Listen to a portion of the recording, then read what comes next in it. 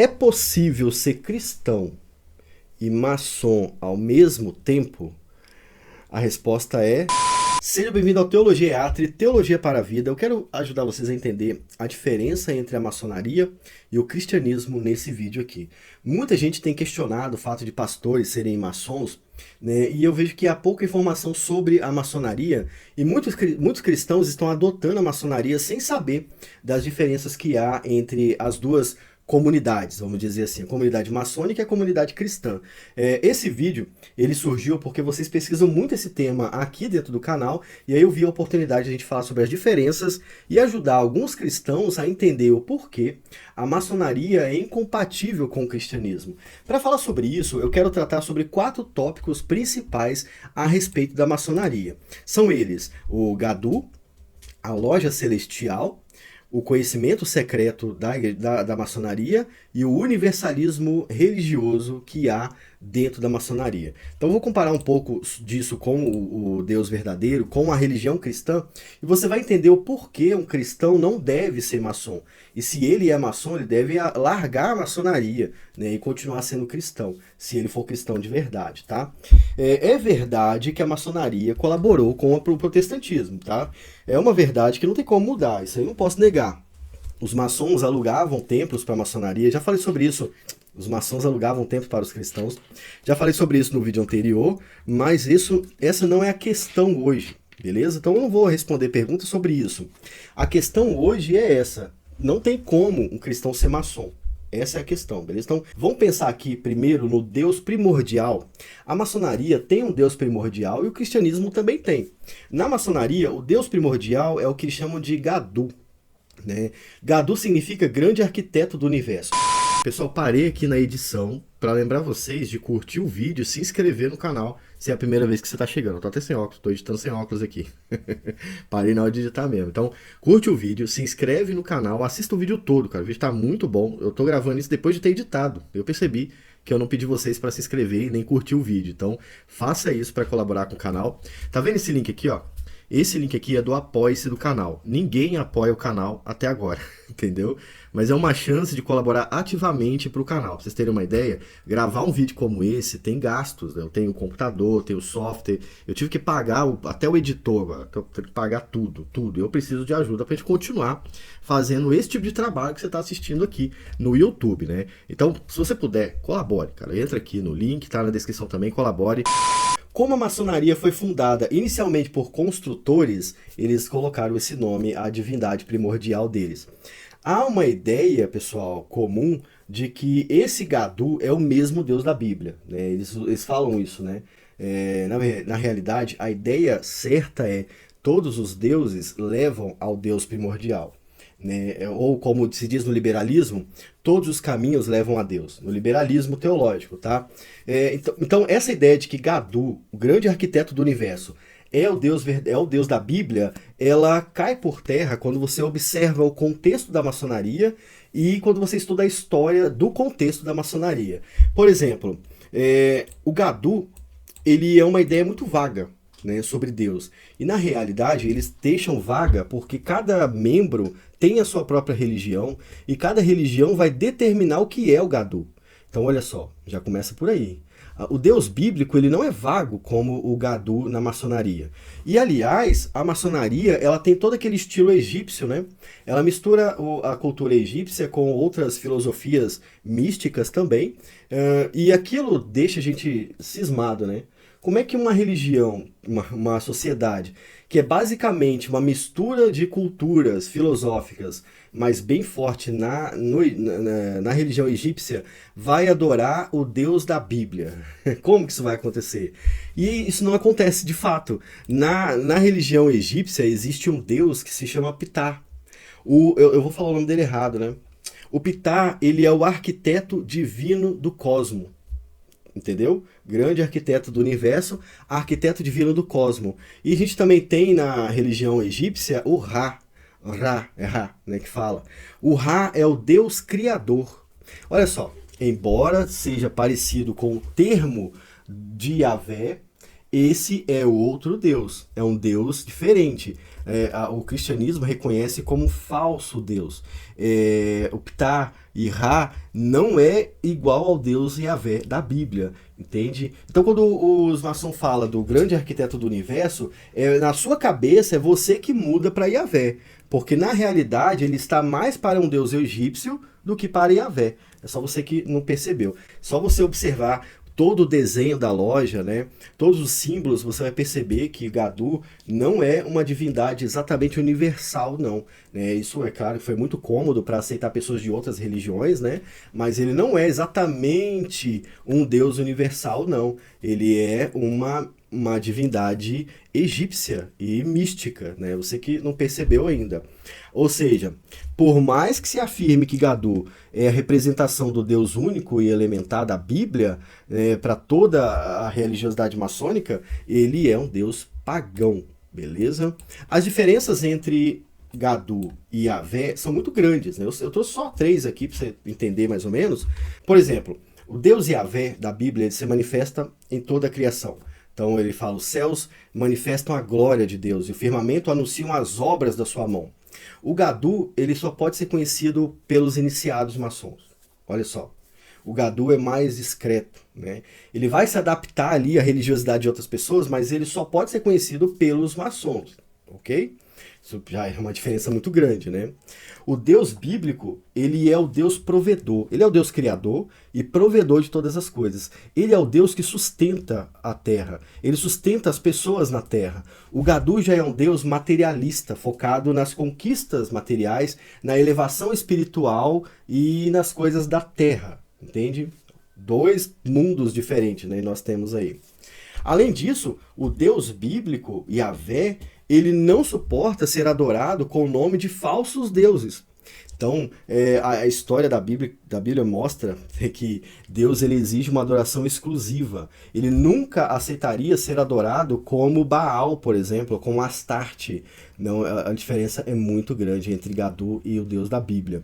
Percebeu que são coisas bem distintas? Então, a nossa conclusão é que o Gadu ele não é o Deus da Bíblia que pode ser adaptado para outras culturas, não. Ele é outro Deus, ele é um ídolo, na verdade, né? Ele pode ser considerado pelas demais religiões como o Deus universal, mas para o cristianismo ele é o falso Deus universal. Aliás, eu peguei uma frase aqui do site myfraternity.org, que é o site oficial de umas lojas maçônicas, e lá no texto está escrito o seguinte: as inúmeras cidades esplêndidas construídas por Nimrod, após a dispersão, destacam a habilidade maçônica preservada em Shinar e na Assíria. Veja bem, associando Nimrod, que é um falso deus babilônico, àquilo que a maçonaria é. Percebe? Então, ó, a diferença entre Gadu e Yahvé é muito grande. Então você não deve achar que só porque disseram para você que Gadu é o Deus da Bíblia, você não deve achar que isso é verdade, ok? Porque há diferenças muito grandes, né? Vamos pensar também na loja celestial. A loja celestial é o lugar onde o elevado maçom vai depois que morre. Ele se eleva aqui, né? E ele vai para lá depois que morre. Assim como toda religião, aliás, a maçonaria também tem um céu. E a loja celestial é esse céu. Aliás, alguns escritos falam que a primeira loja maçônica foi o Éden. E aí, às vezes ele inclina para a história da Bíblia, às vezes ele se inclina para as ideias gnósticas, né, falando que a loja maçônica é uma elevação espiritual e mística, mas a maçonaria tem o céu também. De forma geral, os maçons acreditam em um tipo de elevação ou evolução espiritual, um conceito que é mais comum nas religiões espíritas e gnósticas do que na Bíblia. A Bíblia não fala que você vai evoluir até morrer e ir para o céu. Ela não fala que você vai para o céu porque você vai evoluir espiritualmente, elevado, né, uma elevação espiritual. A vida do maçom, e isso a gente aprende lendo o material maçônico, né, ela é descrita como uma espécie de jornada em busca do aperfeiçoamento físico e espiritual aqui na Terra, até ele merecer a visita à loja celestial, que é o lugar onde eles vão depois que morrem. Esse aperfeiçoamento terminam nessa simbólica loja celestial. Aí os cristãos maçons vão falar que é o céu, outras religiões vão falar que é um lugar espiritual, um lugar de espíritos, né? Depende da cultura, mas ela está muito distante da Bíblia. Essa é a questão. É aqui que o conceito se aproxima mais da religião pagã do que do cristianismo, né? Eles deixam boa parte da filosofia em aberto, tá? Para você preencher com a sua filosofia particular, mas de forma geral a ideia de elevação espiritual e evolução espiritual já é uma cultura pagã, uma cultura que não tem nada a ver com a Bíblia. Enquanto o maçom acredita que precisa alcançar certo nível de iluminação espiritual para chegar nessa loja, o cristianismo ensina que a salvação é pela graça de Deus e que ninguém vai merecer o céu ou a loja celestial. Então o céu maçom, embora seja um conceito abstrato, ele é e facilmente adaptável, ele não pode ser considerado o mesmo céu cristão, exceto por uma linha filosófica que é mais sinergista, tá? O sinergismo talvez se aproxima da maçonaria. Por que o sinergismo? Porque Deus começa a obra e você merece o restante. Você vai atrás do restante. Então, ó, é isso de você completar a obra de Deus, é a evolução espiritual. Já no protestantismo reformado, é muito mais distante, porque no monergismo, Deus começa e ele termina a salvação. E a salvação é pela graça. Então, vê como é que é uma religião. É uma sociedade materialista e que prega um tipo de salvação pelas obras, bem distante do que o cristianismo é, mas muito próximo do que o gnosticismo é. Então é uma religião mais gnóstica do que cristã. E só o fato de ser um pouco gnóstica já demonstra que ela não é cristã. Então já é um motivo para você não se meter com a maçonaria se você é um cristão, beleza? Vou falar agora um pouquinho sobre o terceiro ponto, que é o conhecimento secreto. Eu quero dizer para vocês que em 2024 quase nada é secreto mais. Não existe mais o conhecimento secreto, entende? Tudo que está sendo ensinado uma hora vai vazar. Assim como vazam documentos maçônicos, vazam informações sobre eles, vazam jornais. Inclusive eu tenho uma revista da maçonaria aqui, que tem um dos maçons mais famosos do Brasil, né? Ele é um cara forte, de barbona branca, né? Que parece um mestre maçom, né? Então hoje em dia não existe mais essa parada de mistério, conhecimento secreto. Não, eu vou te falar o que é esse conhecimento secreto a partir de agora.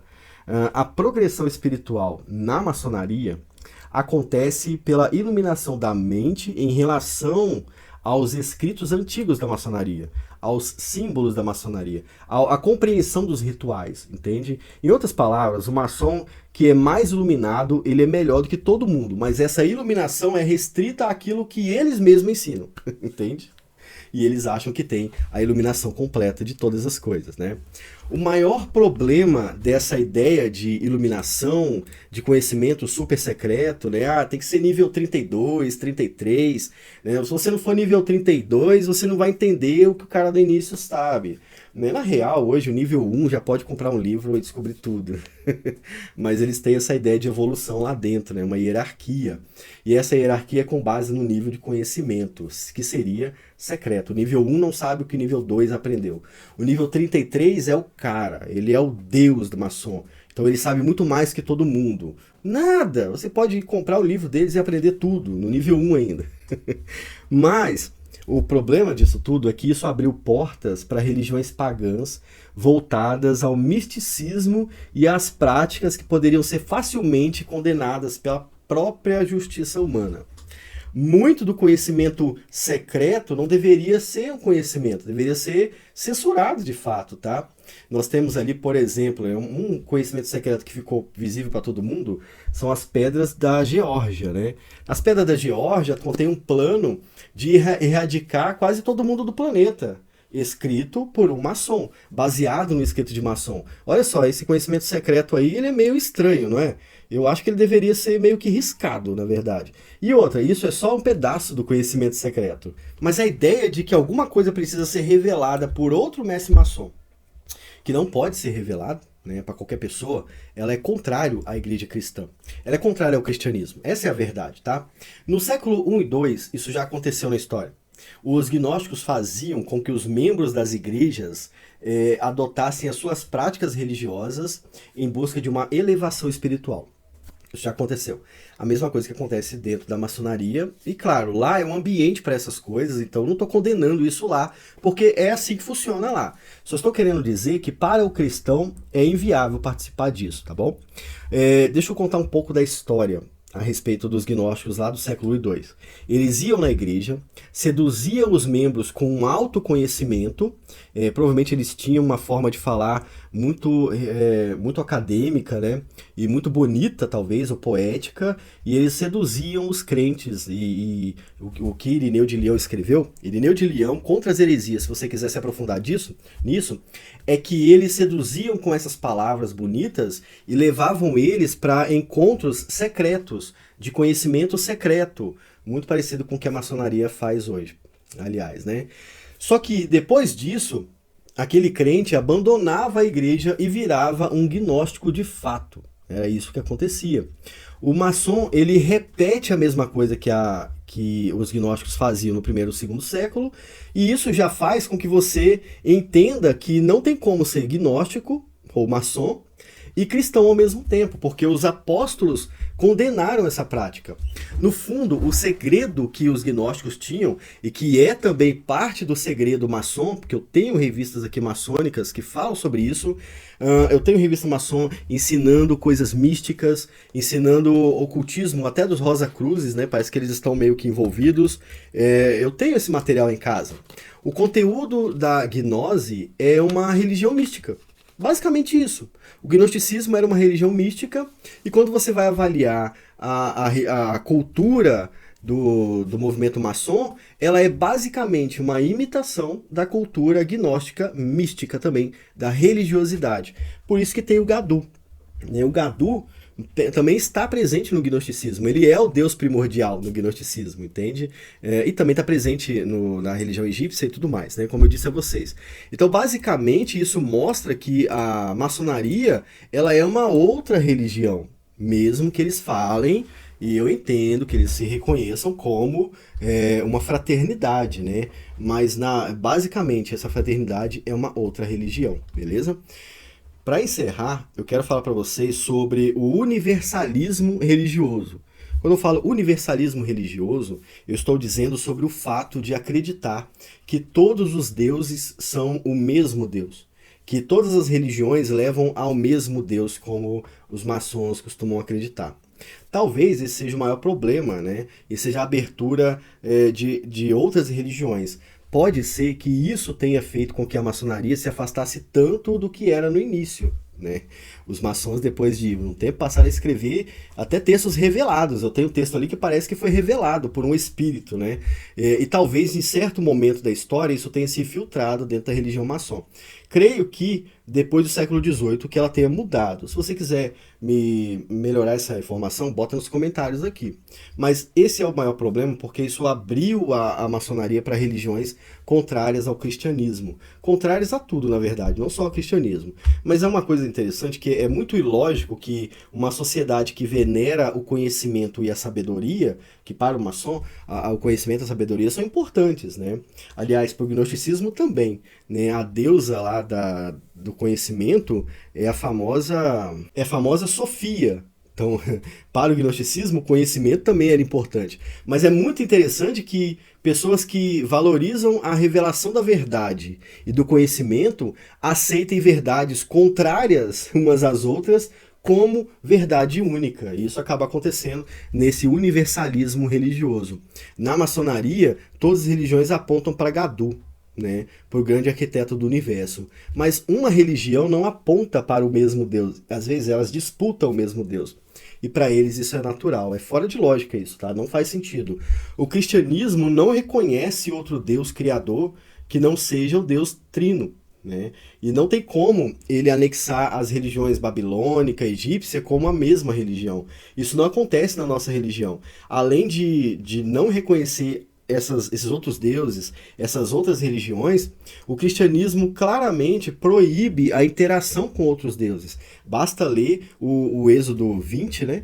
do início, do 1 ao 5, que você vai entender como é que Deus entende as coisas. Ele não aceita esse tipo de unificação ou esse tipo de universalismo. Sendo assim, pessoal, fica claro, se você estudar o Antigo Testamento, você vai entender isso mais clareza, tá? Mas se você não estudar a Bíblia, cara, você não é nem cristão, né? Se você não estudar a Bíblia, você não é cristão. Aí você pode ficar na maçonaria, já que você gosta de lá. Se você é cristão, estuda o Antigo Testamento, você vai entender o porquê que o universalismo religioso ele não é aceito pelo Deus verdadeiro. Um cristão não deveria ser ou estar envolvido na maçonaria, por esses motivos. Vou repetir para vocês. O Gadu não é o Deus Yahvé da Bíblia, ele está mais para um Deus egípcio do que para o Deus da Bíblia.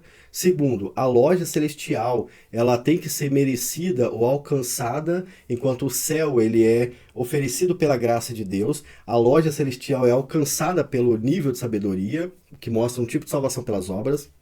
O conhecimento secreto não é visto no cristianismo, mas é visto da maçonaria, o que iguala eles ao gnosticismo, mas não ao cristianismo.